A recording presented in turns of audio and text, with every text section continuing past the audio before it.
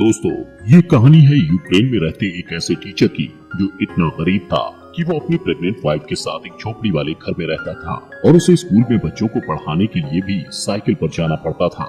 लेकिन एक दिन उसकी जिंदगी में कुछ ऐसा हुआ जिससे उसकी पूरी की पूरी जिंदगी ही पलट गई। एक दिन कुछ रशिया के सोल्जर्स उसकी वाइफ के साथ बहुत गलत करने की कोशिश करते हैं और जब वो उनसे लड़ती है तो वो रशियंस उसे जान से मार डालते हैं। जिसके बाद टीचर अपनी पत्नी का बदला लेने के लिए अपनी कलम साइड में रखकर यूक्रेन का सबसे खतरनाक स्नाइपर बनता है और उसका निशाना इतना सटीक था कि वो 5 किलोमीटर दूर से भी अपने टारगेट को शूट करके मार गिराता है। लेकिन वो कैसे उन रशियन सोल्जर्स से अपनी पत्नी की मौत का बदला लेता है और उसे अपने इस मिशन में किन किन खतरनाक भयानक मुसीबतों का सामना करना पड़ता है, चलिए जानते हैं।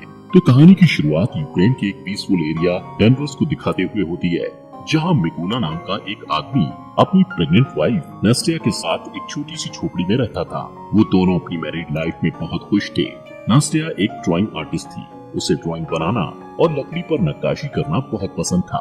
एक दिन वो मिकोला की सुरक्षा के लिए लकड़ी का एक इंजन बनाकर मिकोला के बाजू में बांध देती है। मिकोला उनके घर के पास ही एक स्कूल में मैथ पढ़ाता था। वो रोज अपनी साइकिल से बच्चों को पढ़ाने स्कूल जाया करता था। उसके घर के बाहर सफेद रंग का एक शांति का प्रतीक बना हुआ था। यहाँ पर हम देखते हैं कि मिकोला के घर पर कोई इलेक्ट्रॉनिक उपकरण जैसे टीवी वगैरह नहीं होने के कारण उन्हें दुनिया की कोई खबर नहीं मिल पाती थी। जब मिकोला स्कूल में जाता तो ब्रेक के टाइम वहीं थोड़ी देर टीवी पर न्यूज देख लिया करता था। ऐसे ही एक दिन टीवी पर दिखाई जा रही न्यूज से उसे पता चलता है कि यूक्रेन की राजधानी में प्रोटेस्टर्स को मारा जा रहा है और रशिया यूक्रेन पर हमला करके उस पर कब्जा करना चाहता है। अब इस खबर को सुनने के बाद निकोला क्लास में बच्चों को पढ़ाने के लिए जाता है और वो बच्चों को बड़े प्यार और अच्छे तरीके से पढ़ाता है। लेकिन इसी क्लास में इवान नाम का एक बदमाश लड़का भी पढ़ता था जो मिकोला को बिल्कुल भी पसंद नहीं करता था और इसीलिए उसे जब भी मौका मिलता तो वो मिकोला की इंसल्ट करता और मिकोला को स्कूल से हटवाने के बारे में ही सोचता रहता। और मिकोला उसकी हरकतों से कभी गुस्सा नहीं होता था। एक दिन सुबह जब मिकोला स्कूल पढ़ाने के लिए जा रहा होता है तो रास्ते में वो कुछ सोल्जर्स को खड़ा देखता है जिन पर वो ज्यादा ध्यान नहीं देता और आगे बढ़ जाता है।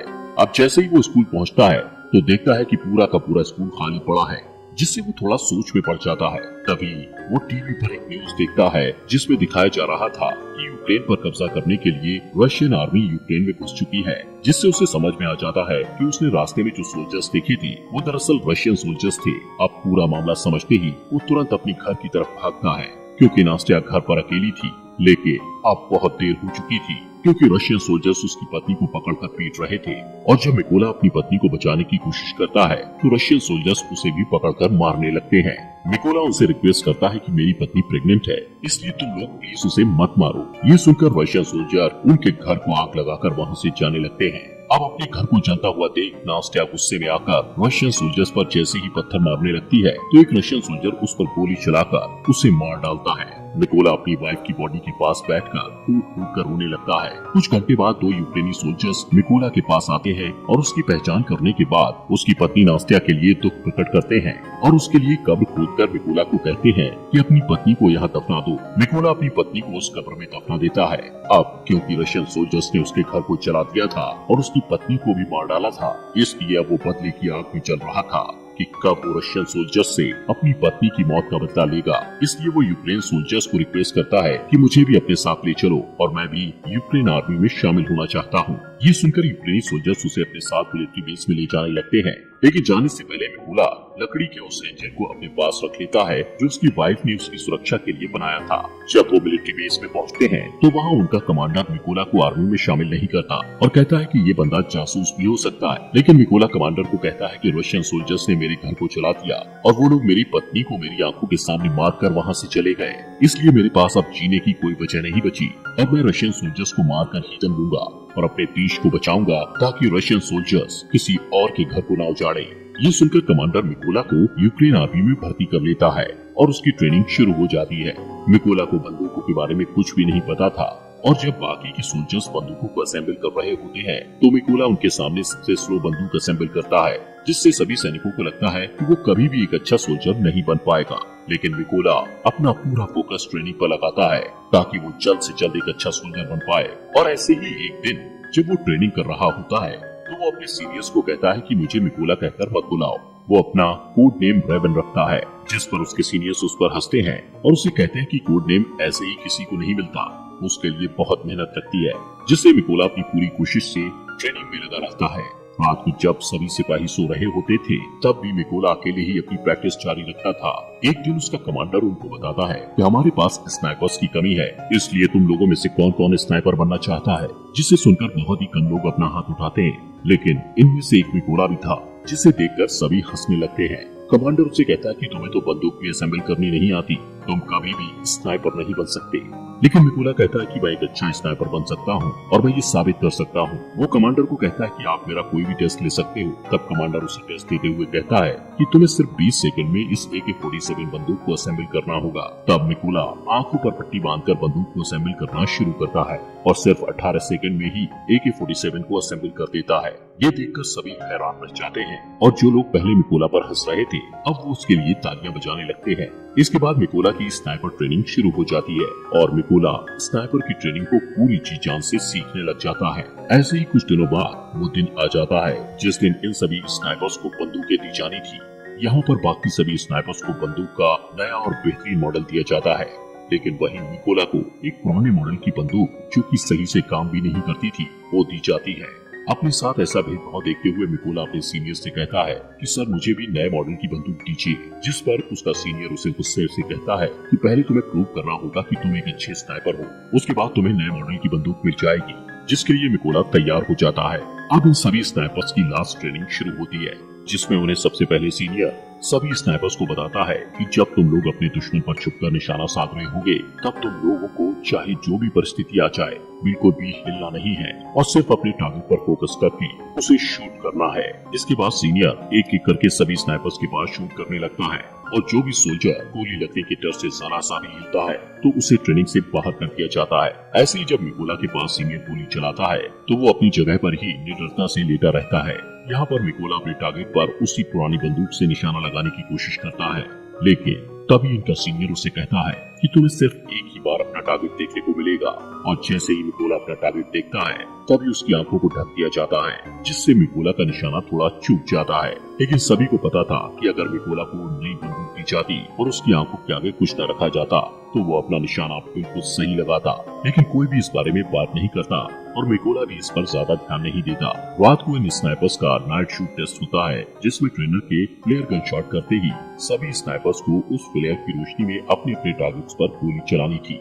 लेकिन मिकोला गोली नहीं चलाता क्योंकि वो मैच में बहुत अच्छा था, इसलिए वो उस फ्लेयर गन की रोशनी में सिर्फ अपने टारगेट की दूरी का अंदाजा अपने माइंड में फटाफट से लगा लेता है और फिर जब पूरी तरह अंधेरा हो जाता है तो वो अपने टारगेट को शूट करता है और उसका निशाना बिल्कुल ठीक सेंटर पर लगता है, जो उसके सिवा और कोई नहीं कर पाया था। अगले दिन इन सभी का रिजल्ट आता है और सीनियर मिकोला को सैल्यूट करते हुए कहता है तुम पास हो चुके हो। इसके बाद कर्नल मिकोला को कहते हैं कि तुम जल्दी से अपने सभी जरूरी सामानों को पैक कर लो, क्योंकि तुम्हें एक जरूरी मिशन पर बाकी के स्नाइपर्स के साथ जाना है। अब इनका फर्स्ट मिशन ये था कि पास ही के एक चेक पॉइंट पर रशियन आर्मी ने कब्जा कर रखा था, जिसको इन लोगों ने उनसे छुड़वाना था। इसलिए मिकोला अपने साथी स्नाइपर्स के साथ उस एरिया में घुस जाता है और सभी अपनी गन पोजीशन ले लेते हैं। यहाँ पर इन सबको एक एक टारगेट दिया जाता है। जैसे ही ये लोग रशियन आर्मी पर शूट करने वाले होते हैं तो ये देखते हैं कि एक गाड़ी चेक पॉइंट की तरफ जा रही होती है, जिससे कर्नल सबको शूट न करने के लिए बोलते हैं। वहीं रशियन आर्मी उस गाड़ी को रोक लेते हैं जिसमें एक कपल कहीं पर जा रहा था। रशियन आर्मी उन्हें गाड़ी से बाहर निकालकर उनका पासपोर्ट लेकर अपने पास रख लेते हैं और उन्हें काफी बुरी तरह से टॉर्चर करने लगते हैं, जिसे देखकर जैसे ही कर्नल स्नाइपर को शूट करने के लिए कहता है तो एक ही झटके में सभी स्नाइपर्स अपने अपने टारगेट को शूट करके निपटा देते हैं। अब इन स्नाइपर्स का पहला मिशन सक्सेसफुल हो गया था, इसलिए ये सभी खुशी खुशी वापस बेस में आते हैं। तब मिकोला वहाँ देखता है कि उसके बाकी के साथी बेस में नहीं है और जब वो इसके बारे में पूछता है तो उसे पता चलता है कि वो एक दूसरे मिशन पर गए हुए हैं। यहाँ पर मिकोला को ये भी पता लगता है कि उस मिशन पर उसके कई साथी मारे गए हैं और उन सबको एक ही स्नाइपर जिसका नाम सेरी है उसने मारा है, जो रशियन आर्मी का सबसे बेहतरीन स्नाइपर है। कुछ दिनों बाद इनका नेक्स्ट मिशन शुरू हो जाता है, जिसके लिए सभी स्नाइपर्स उस जगह पर पहुंच जाते हैं जहां पर रशियन आर्मी कब्जा करने के लिए आने वाली थी। सबसे पहले मिकोला अपने साथियों के साथ इन जगहों पर बम्स फिट करने लग जाता है और खुद को घास के अंदर छुपाकर रशियंस के आने का इंतजार करने लगता है। अब जैसे ही कुछ टाइम बाद रशियन आर्मी वहां आने लगती है तो मिकोला देखता है कि उन रशियन आर्मी में उसका स्टूडेंट इवान भी था, जो स्कूल में उसे हर टाइम परेशान करता रहता था और अब वो रशियन आर्मी में शामिल हो चुका था। मिकोला को अपने स्टूडेंट को मारना अच्छा नहीं लगता, लेकिन जैसे ही कर्नल शूट का ऑर्डर देते हैं तो मिकोला थोड़ा सोचने के बाद अपने जज्बातों को साइड में रखते हुए बारूद पर शूट कर देता है, जिससे इवान समेत सभी रशियन आर्मी वाले मारे जाते हैं।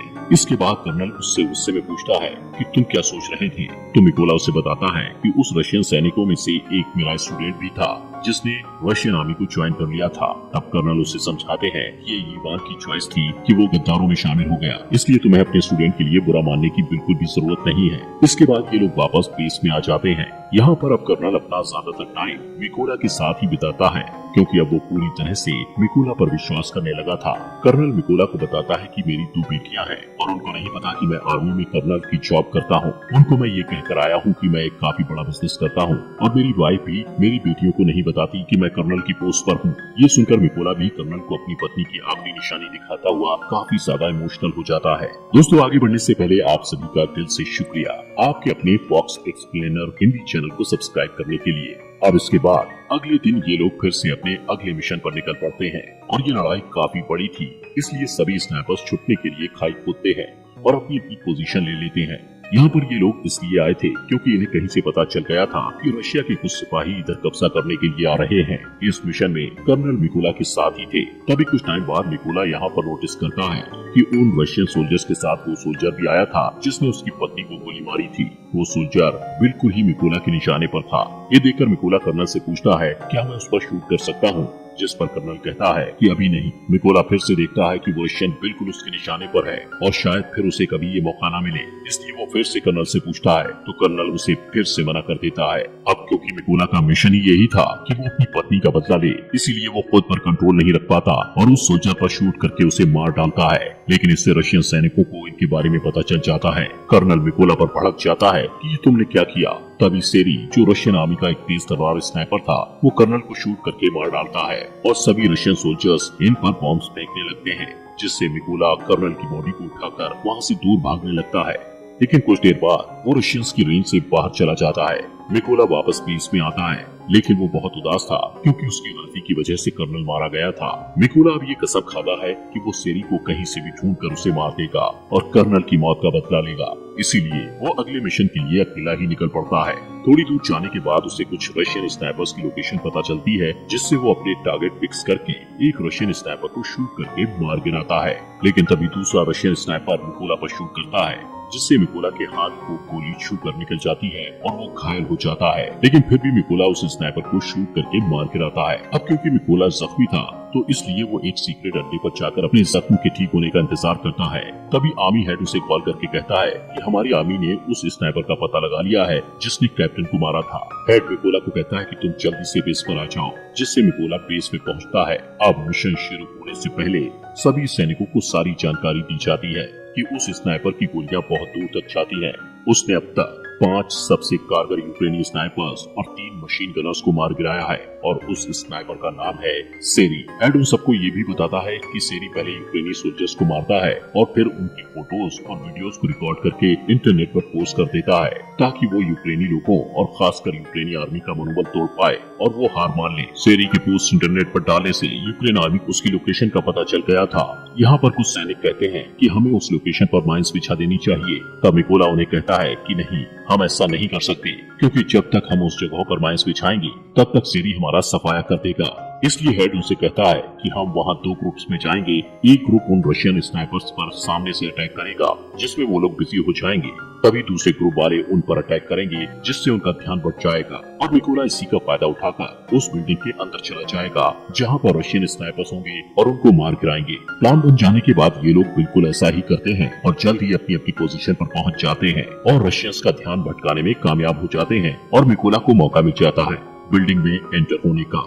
मिकोला वहाँ पर अपने सामने 2 रशियन स्नाइपर्स को देखकर उन पर हमला करके उन्हें मारकर आगे बढ़ जाता है। मिकोला अपने साथियों को कहता है कि मेरा रास्ता क्लियर कर दो, जिससे सभी यूक्रेन सोल्जर रशियन के बहुत सारे सैनिकों को मारकर उसके लिए रास्ता साफ कर देते हैं। मिकोला आगे बढ़ता है।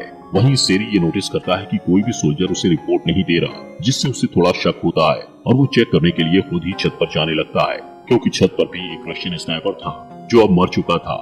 ये देखकर वो वापस अपनी पोजीशन पर वापस आ जाता है। तब उसे मिकोला की पत्नी का खिलौना दिखाई देता है। उसी वक्त मिकोला ऊपर से कूदता है और सेरी को मार डालता है। तभी एक और रशियन स्नाइपर को थोड़ी आवाज आती है, जिससे वो अलर्ट हो जाता है। लेकिन मिकोला उसी टाइम उसके पास एक ग्रेनेड फेंकता है और अब उस स्नाइपर का भी काम तमाम हो जाता है। लेकिन यहाँ पर हम देखते हैं कि सेरी जब ऊपर छत पर चेक करने गया था तो उसने अपने रशियन आर्मी से फोन करके बैकअप बुलाया था, इसलिए अब रशियन आर्मी वहाँ पर आ रही होती है। उन लोगों को नहीं पता था कि सेरी मारा जा चुका है, इसलिए वो सेरी को कॉल करके कांटेक्ट करते हैं। लेकिन कॉल मिकोला उठाता है और कहता है कि तुम लोगों का अब टाइम खत्म हो चुका है। ये कहकर वो ट्रक के ड्राइवर को शूट कर देता है, जिससे सभी रशियन सिपाही ट्रक से बाहर निकल जाते हैं। लेकिन उन्हें नहीं पता था कि यूक्रेन के स्नाइपर्स ने पहले ही उन पर निशाना साध रखा था। तभी सभी यूक्रेनी स्नाइपर्स उन पर गोलियों की बारिश कर देते हैं और मार डालते हैं। अब सभी को मारने के बाद मिकोला अपनी पत्नी की कब्र पर जाता है और उसे उदास भरे मन से कहता है कि मैंने अपने दुश्मनों से बदला ले लिया, लेकिन मुझे अब अपने देश की सेवा करनी है, इसलिए मुझे जाना होगा। इतना कहते हुए वो अपने अगले मिशन पर निकल पड़ता है और यहीं पर ये शानदार मूवी खत्म हो जाती है।